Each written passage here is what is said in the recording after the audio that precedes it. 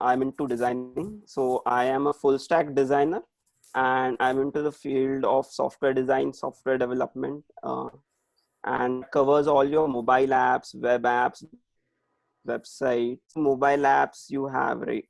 So the very first phase of development is like requirement gathering and designing. So I am into designing.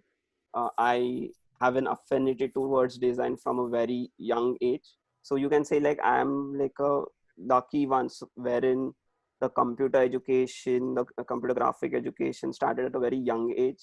At so in our school we had computer education, and from the standard like third and fourth we got to be in like got to know how the computer about computer and how the architecture everything works. So by the I completed 10th, we were pretty much familiar with languages such as basic, QBasic, C, C++. We had some know-how of these languages, their architecture, how it is. So apart from that, you can say you have already wrote about my other hobbies. Like I'm into serial binge watching. I like all those streaming platforms. And I'm into sports as well. So FC Barcelona is my favorite football club. And a trivia to add to that is when I was in college for all the 4 years, like from first year to the last year, I think Pritesh sir would be a witness to that. We have won all the intra department intra department tournament for football at least. So it's like a feather in our cap. So other sports include cricket, table tennis, which I like, and so I'm also a bit of traveler. I've been like I like to travel to few of the countries, explore a bit, not much, but yeah, to explore a bit. And professionally, to be say professionally, so after college I immediately got into a MNC, like a college placement, and there I happened to work for a year and a half experience. But when I was in that company, of course I had my time of my own. And since then, after a year and a half, as I said, I happened to quit my job and I start my own software design firm in 2017. And it's like steadily growing company, and we have quite a good ventures coming up. And as you said, we have clients distributed globally, and we work in all sort of industry like logistic tech, health tech, education tech, e-commerce, real estate. How you built your networking amongst professionals to grow your business? Okay. I think the key over here is a good work, because if you do good work, there will be word publicity. So most of my clients that I have got is from word of mouth. Few of them are like contacts from friends and families. Apart from that, I also happen to attend conferences which are domestic, like in Bangalore, Mumbai, Pune, and internationally as well. Then as I said, I'm quite active on social media, and we have a designer community on social media. There are various apps where you can upload your work profile, your company profile, and you can hunt for work. So this is how you attract clients. Which of your personal traits and professional skills that help you most? Well, in my honest opinion, I see like 3 P's. I define it as 3 P's. That is punctuality, politeness, and patience. So when I say punctuality is like we always have to deliver whatever work that we have taken on time. So if client is expecting you for an online meeting, you have to be there on time. So punctuality key role. So not only in professionally, actually in your daily life as well. So as they say, time is money, right? So punctuality is one of the key aspect.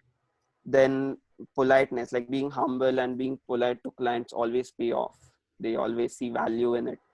And lastly, patience. So as they say, like Rome was not built in a day.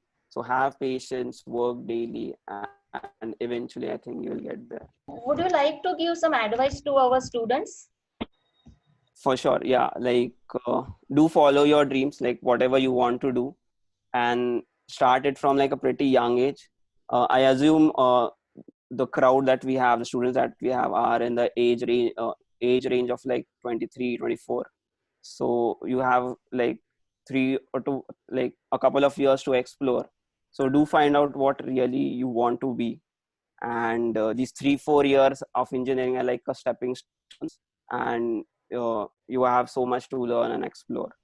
So just follow your dreams, be honest, and keep working towards it, and as I said, eventually you'll get there. 3 things you miss the most about college life. Friends, festival, and maybe bunking lectures. Okay, next question. 2 teachers you admire the most. Jamadar sir, and of course Pritesh Patil sir. One Well, skill. actually, that is a bit. The question is a bit unfair. The list actually goes on, but yeah, as you said, two. So that's what. So I'll move to the next question. One skill or requirement needed in industry, but the academics never offer them. Mm, I think communication is the biggest thing, as I know, because if you're good in communication, you can almost crack anything. Can you please explain us about UI and UX design and about your exact pattern of work? How can we get started with that field? Okay, so I'll let you know like how I started. So I never was into designing. Like as I told, after college, I got placed into MNC, which was purely development. So it was in Java and backend. But somehow, when I used to test the application, I used to find that the design is pretty novice, pretty simple. So that was the inspiration for me, and from there I picked up uh, UI and UX. Uh, how my processes are is like in the phase of requirement gathering. So you need to know few terminologies like mood boarding, wireframing. So what I do is I mood board. So mood board is typically like you find inspiration from other apps. For example, if you are developing an e-commerce app, you check for competitors, like you search, for example, you you see like what other designers or how the product actually works. So that is called a mood boarding. Then after that you do wireframing.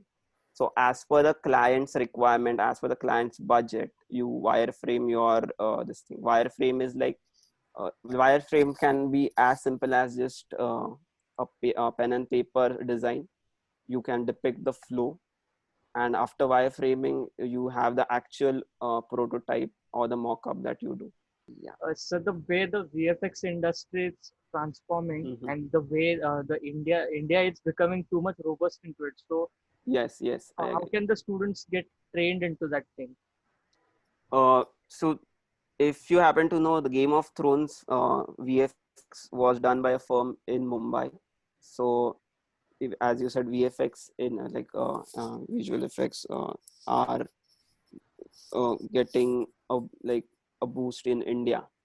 So there are a few institutes, I think in Mumbai, where a couple of my friends have got course and they got placed also. So you can just check on that. I really don't know the name of it, but in Mumbai they have few firms in Mumbai and also in Pune.